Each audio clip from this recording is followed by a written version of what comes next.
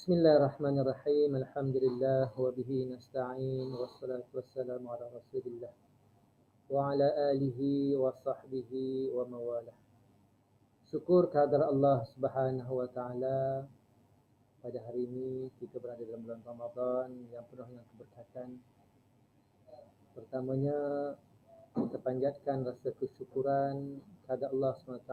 Kita masih diberi ruang dan peluang untuk sama-sama menikmati hadiah yang besar yang telah Allah Ta'ala sediakan dalam bulan Ramadan. Tuan-tuan rahmatullah sekalian, kita imbas kembali apa yang telah Allah perintahkan dalam Al-Quran, tentang bagaimana kewajipan berpuasa.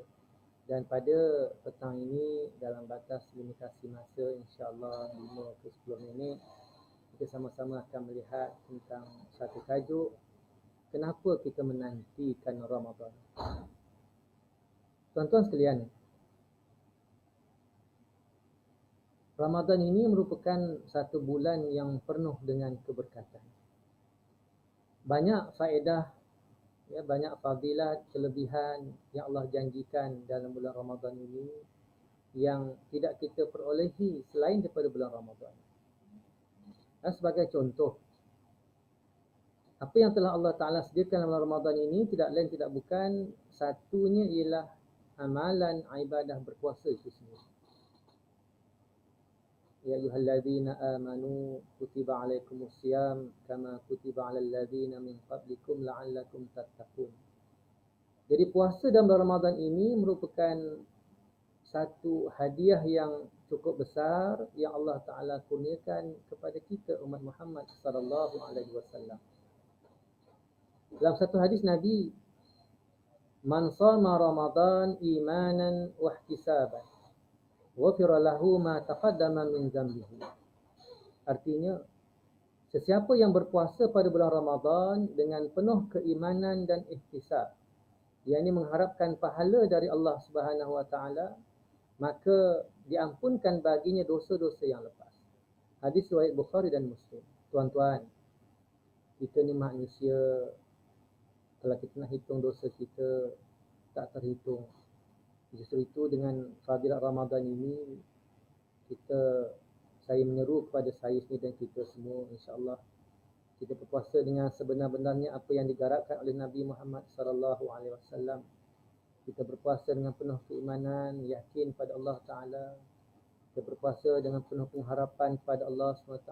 Moga-moga hasilnya nanti kita akan boleh ketakwaan. Moga-moga hasilnya nanti segala dosa-dosa yang telah lalu akan diampunkan oleh Allah Subhanahu Wa Taala. Sebab itulah kita menanti dengan sepenuh sebesar-besar harapan kedatangan bulan Ramadan pada kali ini. Alhamdulillah kita diberi ruang oleh Allah Subhanahu Wa Taala hinggalah ke hari ini. Tuan-tuan sekalian, faedah puasa ni banyak. Dia mengajar kita untuk sabar. Puasa juga mengajar kita untuk sentiasa menginsafi diri, menginsafi akan keadaan betapa bertuahnya diri kita berbanding dengan diri orang-orang lain.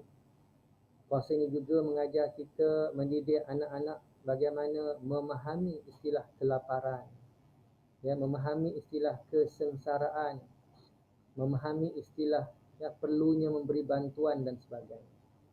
Puasa ini juga merendahkan nafsu. Di samping itu puasa ini juga dapatlah kita mengobati banyak penyakit yang telah diakui oleh para doktor yang terlatih dan doktor yang bertauliah.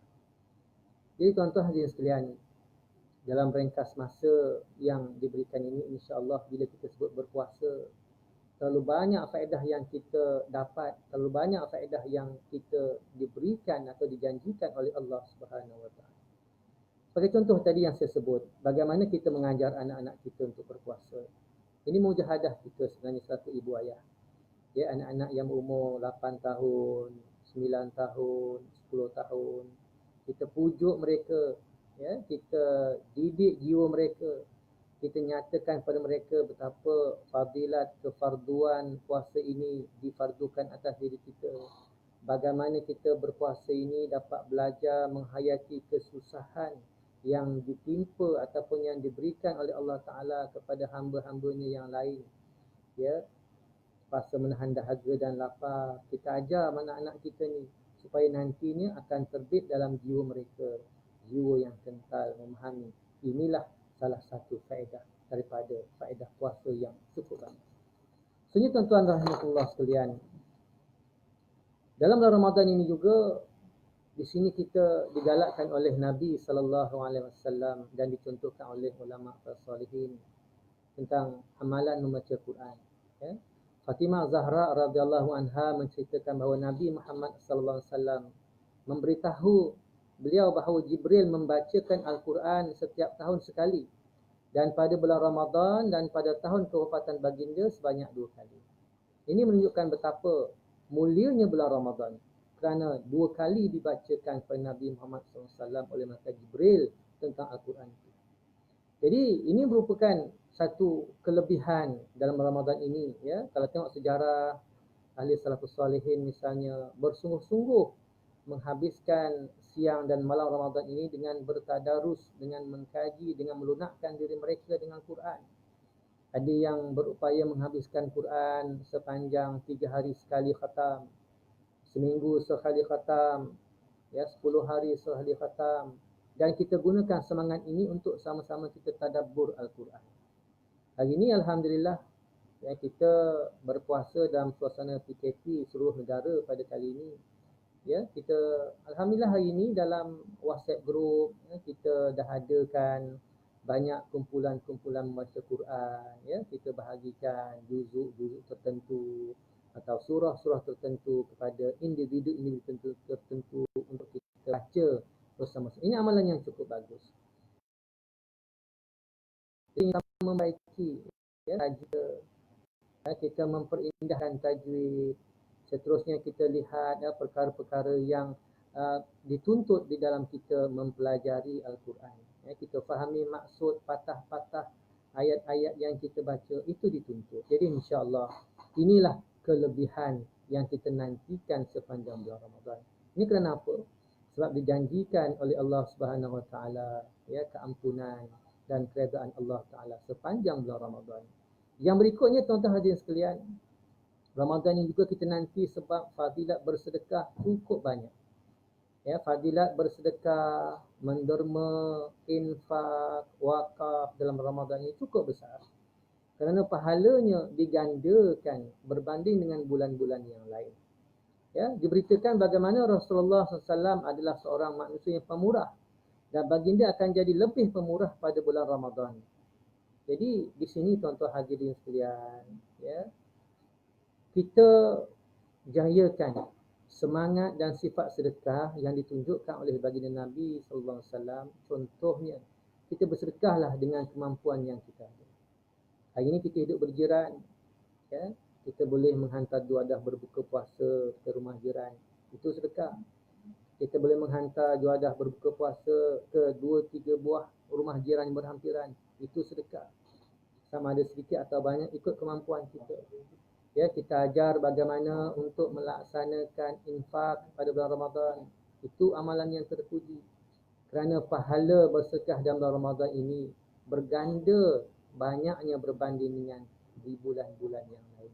Jadi insya-Allah kita hayatilah ya, apa yang ditunjukkan oleh baginda Nabi SAW tentang permurahnya baginda atau dermawannya baginda sepanjang bulan Ramadan berbanding dengan bulan-bulan yang lain. Hari ini kalau kita nak buat kaedah bersedekah cukup banyak caranya. Ya, kita boleh hantarkan ke rumah anak-anak yatim, kita hantarkan ke rumah jiran tetangga kita hantarkan 2 adah ke rumah adik-beradik kita. Kan hari ni kita tak boleh keluar, kita boleh belikan kurma sebagai contoh kan. Belilah kurma kat mana-mana secara online, kita hantar ke rumah orang-orang yang kita maksudkan. Itu satu cara boleh kita untuk melakukan sedekah. Seterusnya dalam Ramadan ini juga kita nantikan sebab ialah bulan untuk kita belajar, ya. Kita belajar mengkoreksi diri kita, ya, menjaga lidah, ya. Kita menguruskan kata-kata kita. Sebab lidah dan kata-kata itu adalah satu perkara yang wajib dijaga bagi kita yang Ramadan, yang kita berpuasa, kerana Nabi pernah menyebut, ya, seolah-olah puasa kita ni sia-sia kalau kita puasa bagi mereka yang tidak menjaga lidahnya. Ini menunjukkan apa? bahawa adanya korelasi yang cukup dekat dan rapat antara puasa dengan menjaga kata-kata, supaya nanti kita terlahir ya individu yang bersih dari sudut jiwanya, akalnya, fikrahnya, kata-katanya dengan asbab Ramadan, dengan asbab puasa yang kita lalui. Berikutnya juga, insya-Allah kita nantikan Ramadan ini kerana faedahnya besar. Misalnya kita dianjurkan untuk berdoa kepada Allah Subhanahu Wa Taala, berzikir kepada Allah Taala dan beristighfar kepada Allah Subhanahu Wa Taala. Kerana dijanjikan bahawa ya dalam bulan-bulan inilah atau dalam bulan Ramadan inilah segala doa, zikir dan istighfar kita insya-Allah akan dilihat, dipandang oleh Allah Subhanahu Wa Taala. Seterusnya yang saya nak sampaikan sebagai penutup ya perkongsian yang ringkas kita pada petang ini ya, iaitu tidak lain dan tidak bukan. Dalam bulan Ramadan ini tidak ada satu malam yang hanya ada dalam bulan Ramadan, iaitu ialah Lailatul Qadar. Ini kita nantikan. Ya, Lailatul Qadar ini sebagai kita nak buat pembelajaran semula ya, ataupun kita nak mentelaah semula apakah persiapan-persiapan kita bagi mengharungi malam yang disebut sebagai Al-Qadar ini, Lailatul Qadar ini ya, yang Allah janjikan lebih baik daripada 1000 bulan. Masya-Allah, tabarakallah tuan-tuan. Kalau kita cek diri kita ni, kita pun tak pasti dapat ke kita hidup 1000 bulan, Allahu a'lam. Tapi Allah janjikan kita ya, kita umat Nabi Muhammad sallallahu alaihi wasallam dengan ganjaran yang cukup besar. Bayangkan ya, kalaulah kita ditakdirkan oleh Allah Taala, kita mohon pada Allah Taala, kita berusaha untuk menemui Lailatul Qadar dalam keadaan kita beribadah kepada Allah Taala, berzikir kepada Allah Taala, dalam kita keadaan berqiyamul lail kepada Allah Subhanahu Wa Taala. Masya-Allah, tabarakallah. 83 tahun lebih itu ganjaran perkiraan waktu yang telah Allah janjikan dalam Al-Quranul Karim. Jadi hadirin ataupun sahabat-sahabat FB yang saya kasih sekalian, dalam kita mengharungi ibadah bulan Ramadan ini, insya-Allah kita doa semoga kita akhirnya nanti akan menjadi orang yang bertakwa kepada Allah Taala, selaras dengan firman yang kita bacakan di awal tadi ya, la'allakum tattaqun, moga-moga kita beroleh ketakwaan. Rumusannya ialah dengan kita melaksanakan Ramadan yang penuh dengan sepenuh-penuh penghayatan, sepenuh-penuh pengharapan pada Allah Ta'ala, nantinya kita akan beroleh kejayaan. Jadi sekian yang saya sampaikan, kongsian saya pada petang ini. InsyaAllah di lain waktu kita akan bertemu lagi. Jadi marilah kita sama-sama menghayati, mengharungi Ramadan yang Allah berikan kepada kita ini dengan sepenuh-penuh pengharapan, dengan mengharungi dengan sepenuh keimanan kepada Allah Ta'ala. Semoga nantinya kita beroleh kejayaan di sisi Allah Subhanahu Wa Taala, insya-Allah. Sekian, wabillahi taufiq. Assalamualaikum warahmatullahi wabarakatuh. Bertemu lagi.